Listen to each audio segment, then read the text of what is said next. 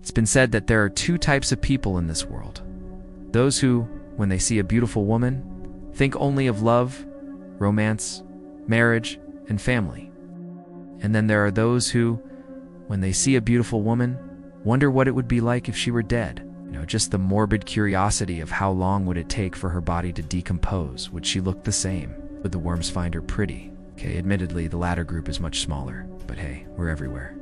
Now, while most of us keep our weird thoughts to ourselves, one man had them written down in detail and hid them in a book for 47 years before finally publishing them. But by that time, he was dead. And now everyone's wondering why. Was it because he couldn't bear the weight of his dark fantasies any longer? Or did someone else silence him for another reason entirely? Join us as we look at the chilling case of the Isdal Woman, Europe's most baffling unsolved case. On November 29, 1970, residents of Lillehammer in central Norway woke up to find the body of an unidentified young woman lying near a hiking trail. The woman was naked except for her shoes, one of which was not hers. Her hair had been cut into a blunt bob, and her head and face bore strange injuries, leading the press to dub her the mannequin girl, as her battered facial features resembled a plastic doll.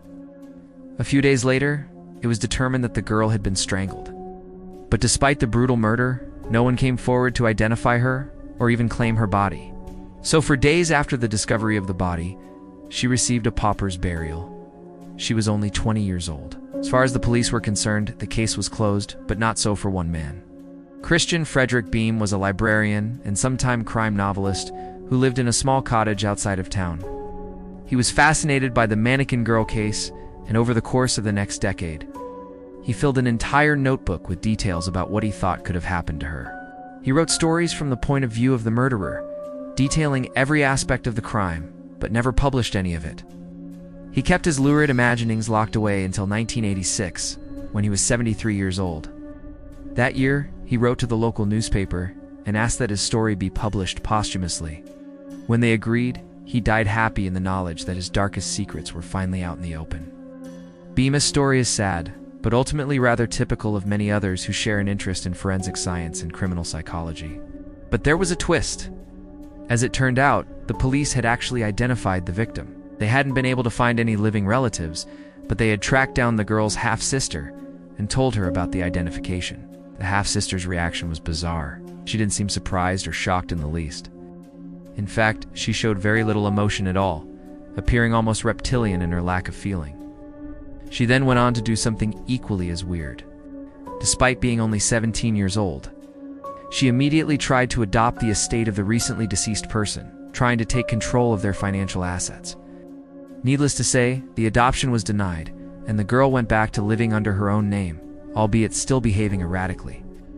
At one point, she attempted to purchase cyanide over the phone, and when she was denied because of regulations, she drove to the shop in person and bought a large quantity of the poison. What was she planning to do with it? Well, she was never asked that question because shortly after she left the store, she was killed in a car accident. Some say it was suicide, but others aren't so sure. Now we come to the real kicker.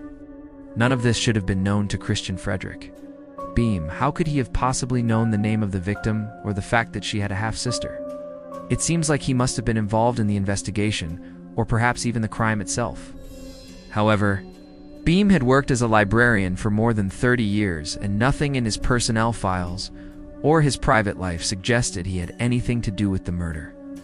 Even the police were baffled. They searched his home thoroughly, finding nothing to link him to the crime or to the victim. There wasn't even a library card in the woman's name. Now you might think that this is where the story ends. After all, if the police couldn't find any link between Beam and the woman, it's unlikely that anyone ever will. But it doesn't end there. See, Beam had apparently used the victim as inspiration for another character in a novel he'd written in 1981. The book was called Faces in the Crowd, and tells the story of a man who attends the funeral of a young woman. He didn't know only to become obsessed with her, and eventually strangle a new girlfriend of the same age. The similarities to the Isdal case are uncanny, but once again, Beam had managed to keep his connection to the crime a secret for more than 25 years. Another strange coincidence is that Beam had written about a young woman being found dead in the exact spot that the Isdal Woman was found. Although this was also in a completely different book. He'd written it in 1969, a year before the actual murder. Beam's manuscript was first published in 1983 under the title, The Man Who Was Afraid of Women.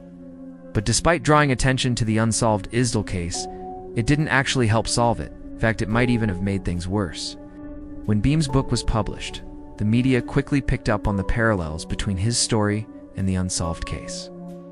It brought the case back into the public consciousness and led to speculation that Beam himself might have been the killer.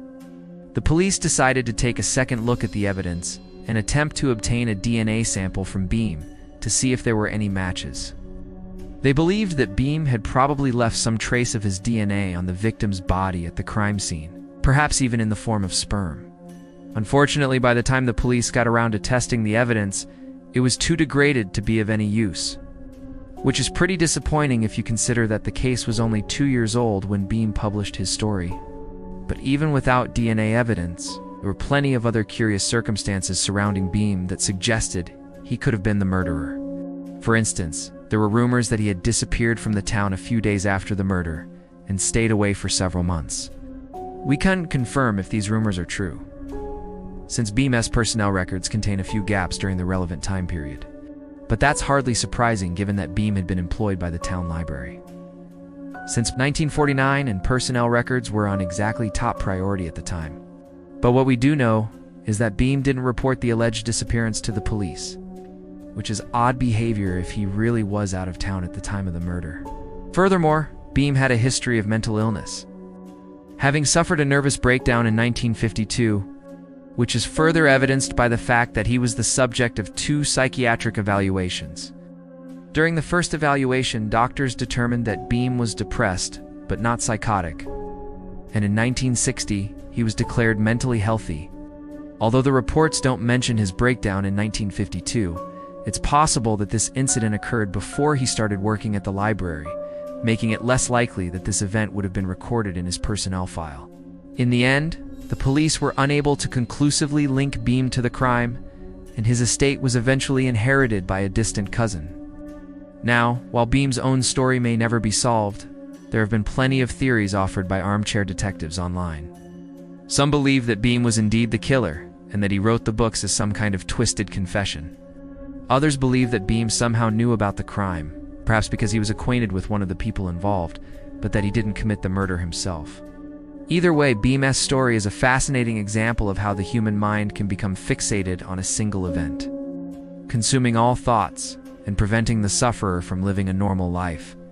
And Beam's case is particularly interesting because while obsessive thoughts about violence and death are fairly common, obsessive thoughts about corpses are much rarer. According to experts, this type of behavior is generally associated with psychopathy. Psychopathy, along with necrophilia, has been linked to schizophrenia, bipolar disorder, sadistic personality disorder, sociopathy, and antisocial personality disorder. So while we probably never know what Christian Frederick Beam was thinking when he wrote his disturbing stories, one thing is certain: they would have been best left buried in his grave. Thanks for watching. If you liked this video, check out more content. See you next time.